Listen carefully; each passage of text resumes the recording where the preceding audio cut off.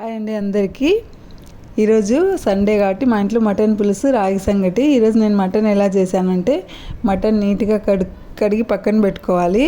తర్వాత తెల్లవాయి, అల్లం వెల్లుల్లి పేస్ట్ దంచుకునేటప్పుడే పచ్చిమిర్చి కూడా దాంట్లోనే వేసి దంచుకోండి. ఇట్లా మసాలా కూరలకు ఏమైనా పచ్చిమిర్చి దాంట్లోనే వేసి దంచుకుంటే అదొక టేస్ట్ బాగుంటుంది. ఒక్కొక్కసారి ఇట్లా కట్ చేసి కూడా వేస్తాను. నేను చాలాసార్లు ఇట్లనే వేసి దంచుకుంటాను. అల్లం వెల్లుల్లి పేస్ట్ దంచుకున్న తర్వాత మటన్లోనే అల్లం వెల్లుల్లి పేస్ట్, కారము, ఉప్పు, పసుపు వేసి బాగా కలిపి పెట్టుకోండి. పక్కన ఒక 15-20 నిమిషాలు అట్లా కలిపి పెట్టుకోండి. మసాలా అంతా బాగా పట్టుకుంటుంది మటన్కి. తర్వాత కుక్కర్ పెట్టి గ్యాస్ మీద ఆయిల్ వేసి దాంట్లో ఒక బిర్యానీ ఆకు, సాజీరా ఉంటే సాజీరా, లేకపోతే జీలకర్ర వేసి అవి కొంచెం వేగిన తర్వాత దాంట్లో కట్ చేసి పెట్టుకున్న ఎర్రగడ్డలు వేసుకోవాలి. ఎర్రగడ్డలు సన్నగా కట్ చేసి పెట్టుకోండి, తొందరగా మగ్గుతాయి. ఎర్రగడ్డలు ఆయిల్లో కొద్దిసేపు వేయించిన తర్వాత మళ్ళీ కొంచెం ఒక స్పూన్ అల్లం వెల్లుల్లి పేస్ట్ కూడా ఈ ఎర్రగడ్డలలో వేసుకొని ఆ ఎర్రగడ్డలు కలర్ మారేంత వరకు వేయించుకోండి కొంచెం. తర్వాత కలిపి పెట్టుకున్న మటన్ వేసుకొని బాగా కలిపెట్టి ఒక 10 నిమిషాలు కుక్కర్ మూత పెట్టుకోకుండా మామూలు మూత పెట్టి ఒక 10-15 నిమిషాలు వేగనివ్వండి ఆయిల్లో మటన్ను. ఆ తర్వాత ఇంకా వేగిన తర్వాత మటన్ నుంచి ఆయిల్ రిలీజ్ అవుతుంది. ఆ తర్వాత ఒక సన్నగా కట్ చేసుకున్న టమోటా వేసుకోండి. టమోటా ఎందుకంటే సంగట్లేకి అని చెప్పా కదా, మటన్ పులుసు కొంచెం పులుసు చిక్కగా ఉండడానికి ఒక టమోటా వేసుకోండి. టమోటా వేసుకున్నా బాగుంటుంది. కొందరు వేసుకుంటారు, కొందరు వేసుకోరు.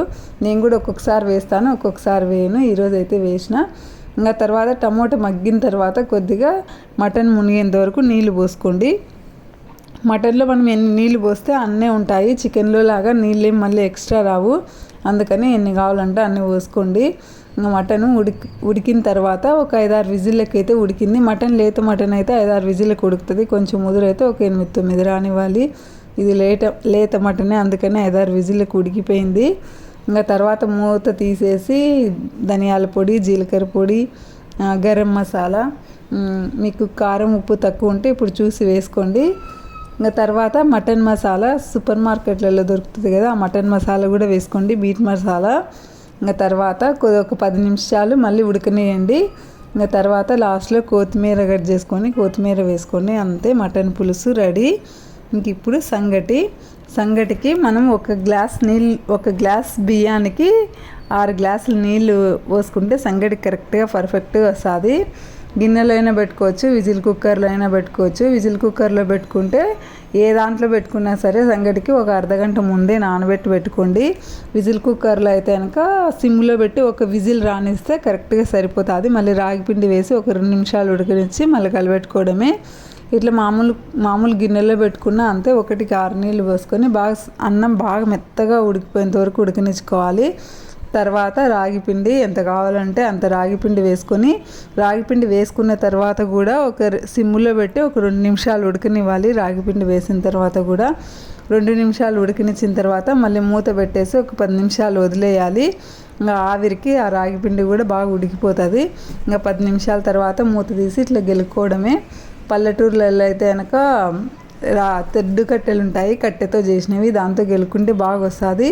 ఇక్కడ అట్లాంటివి ఏం లేవు నా దగ్గర, అందుకని చెలాక్తోనే గెలికేసిన.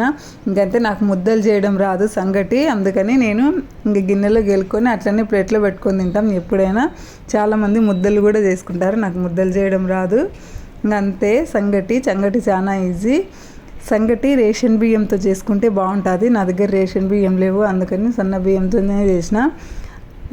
రేషన్ బియ్యంతో చేసుకుంటే బాగుంటుందని నా ఫీలింగ్. ఏ బియ్యంతో చేసుకునే సంగటి ఆరోగ్యానికి మంచిదే. మటన్ పులుసు రాగి సంగటి సూపర్. వీడియో నచ్చితే లైక్ చేసి సబ్స్క్రైబ్ చేసుకోండి అబ్బా.